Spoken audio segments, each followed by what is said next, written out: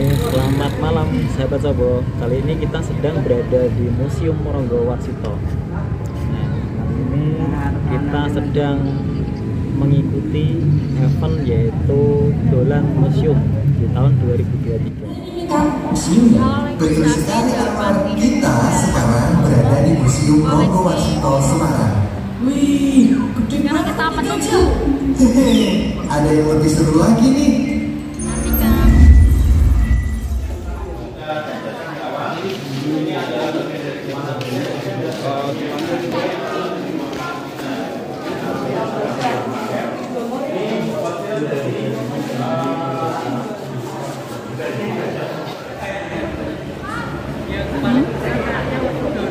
Yang mana? Ya, itu dorong. Betul. Terus yang paling belakang dua itu Nakula sama Sadewa. Ya. Doro Nakula Sadewa. Paling depan itu Putadewa. Ya. Yang Oh, itu paling Ganteng. oh ini Arjuna. Arjuna. Nah, betul. Nah, sekarang perhatikan ya, ini wayang kulit.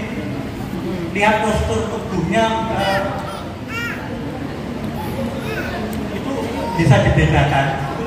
Ini ada dua kelompok wayang, ikonografinya, kalau pakai bahasa kerennya itu ada dua kelompok.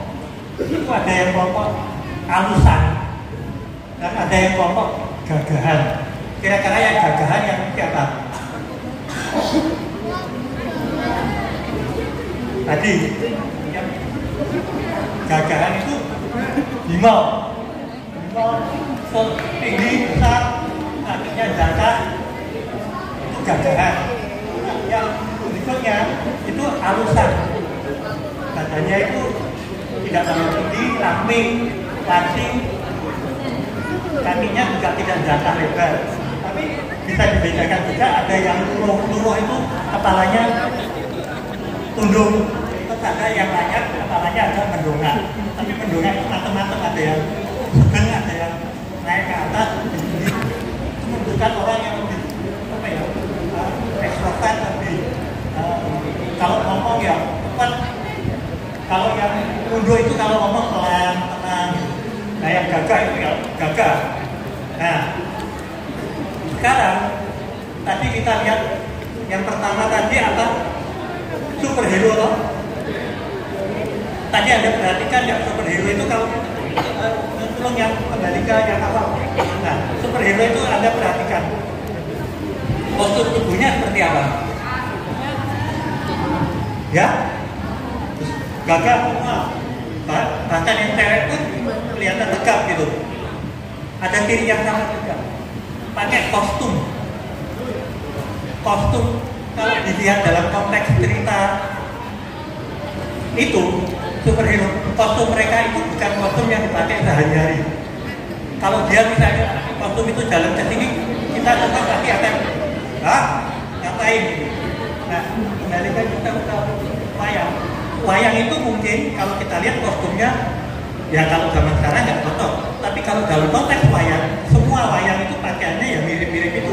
Jadi kalau dia jalan di lingkungan cerita wayang, nggak aneh.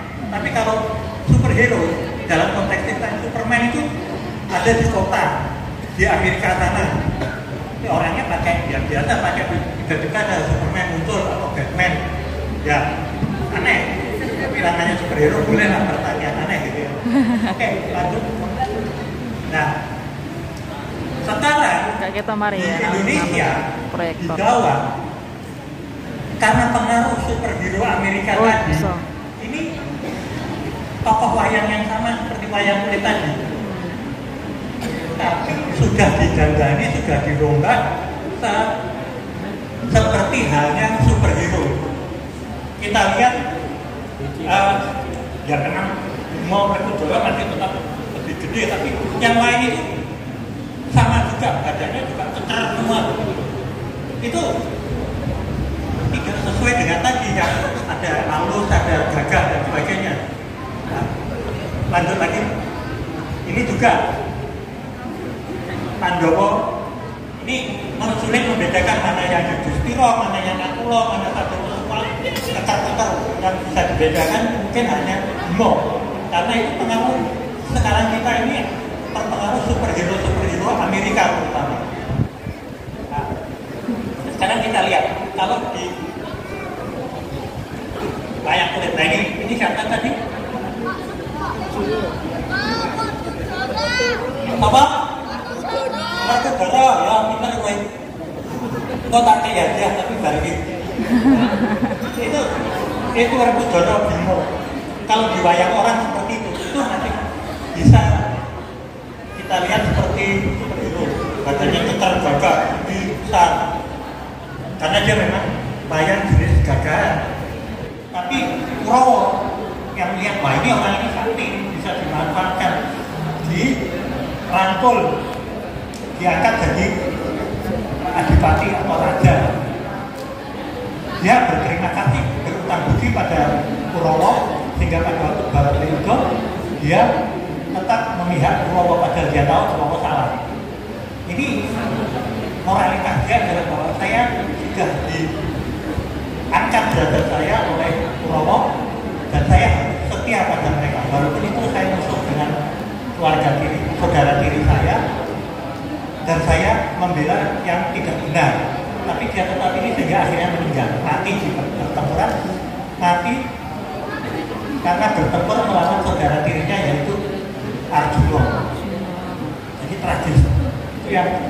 Itu definisi Aristoteles, seorang filsuf Yunani, pas sekali dengan Karno. Walaupun sebenarnya Aristoteles tidak kenal cerita Mahabharata. Oke, selamat malam semuanya. Assalamualaikum warahmatullahi wabarakatuh.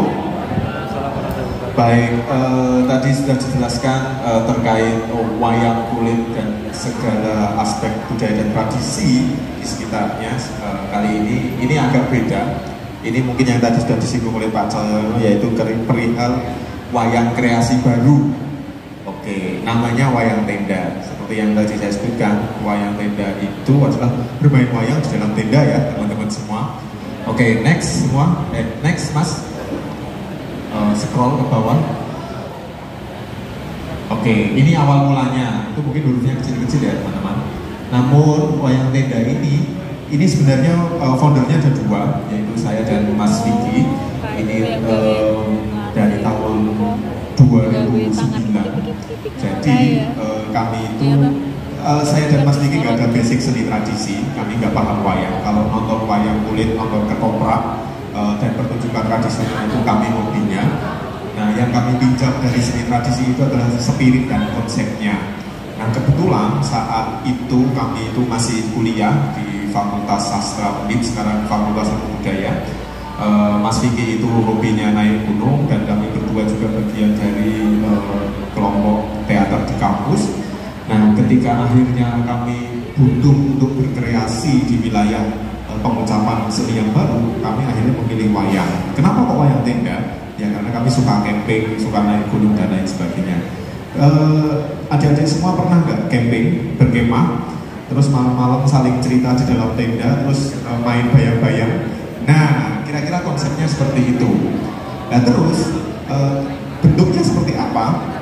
Bentuknya ya kami dulu sebelum kami membuat berbagai macam bentuk kreasi tokoh-tokoh atau karakter yang seperti itu kami dulu konsepnya adalah wayang benda di dalam tenda.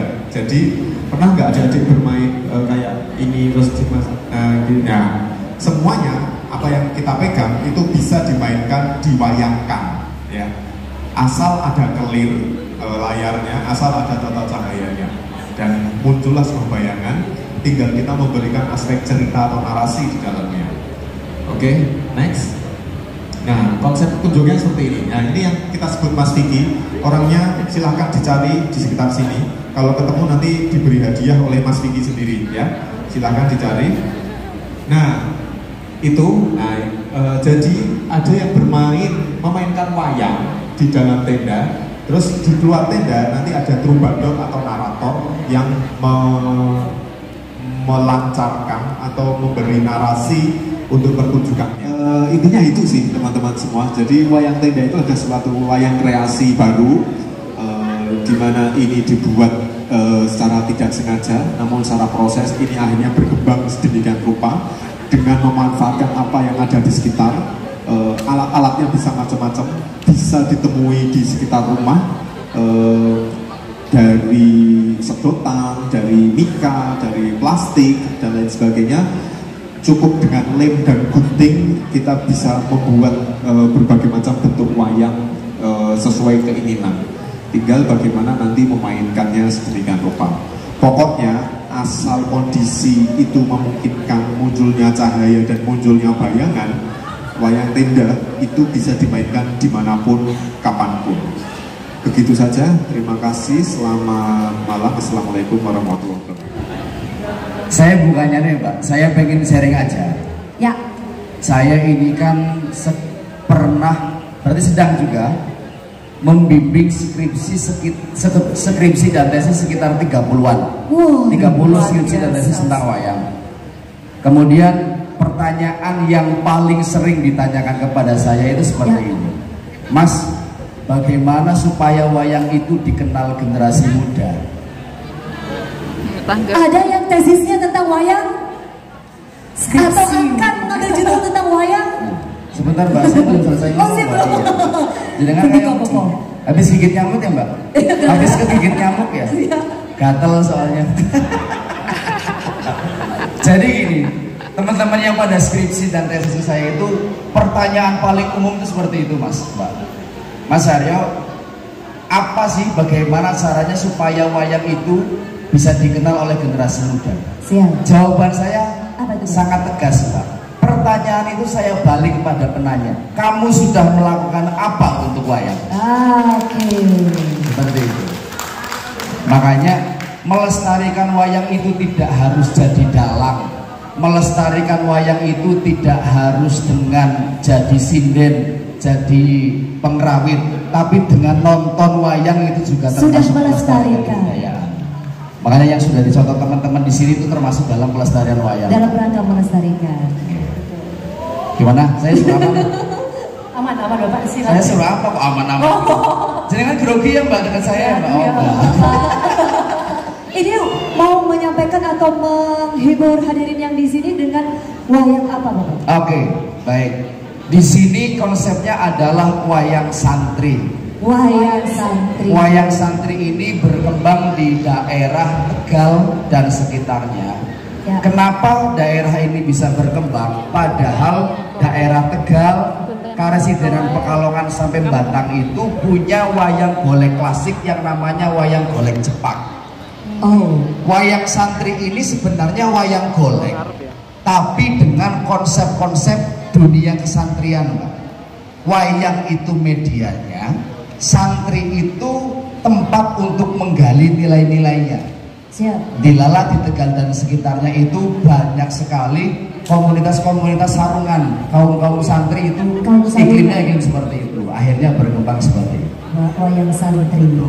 Jadi beda dengan, agak sedikit beda dengan seni-seni tradisi karena gini. Pelestarian wayang itu ada dua jalur. Ya.